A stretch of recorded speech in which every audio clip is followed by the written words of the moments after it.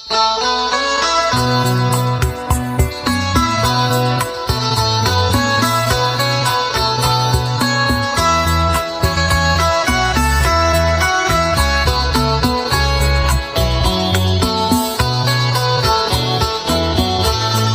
ก่ฟ้า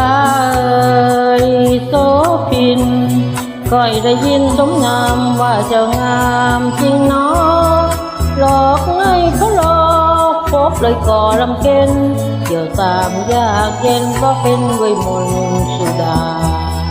ไก่ฟ้าเอ่ยโสพินก้อยได้ยินสมงามว่าเจ้างามจริงนะโอ้เจ้าขวัญตาสวยสง่าชะไหนไปสู้ตามไปถึงแดนดวงไฟซอกซอยเจ้าเคยบอกเคยพบเจ้าปล่อยลงแต่เงาปล่อยเฝ้าเป็นทุกข์อาวรณ์คิดไปใจค่อยสะท้อนร้าวร้อนไม่ไหวอาวรณ์อ่อนใจ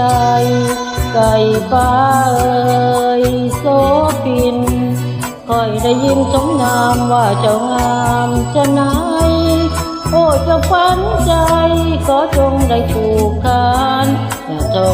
รมานสงสารค่อยบางเถิดเอ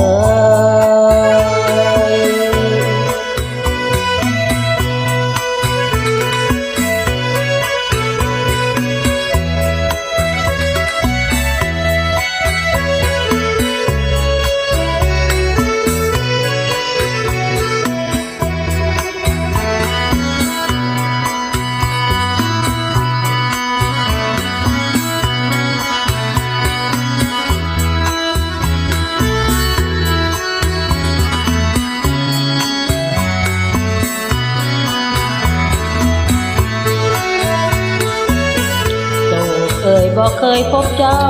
ปล่อยลงแต่เงาปล่อยเฝ้าเป็นทุกข์อาวรณ์คิดไปใจค่อยสะท้อนร้าวร้อนวิวายอาวรณ์อ่อนใจ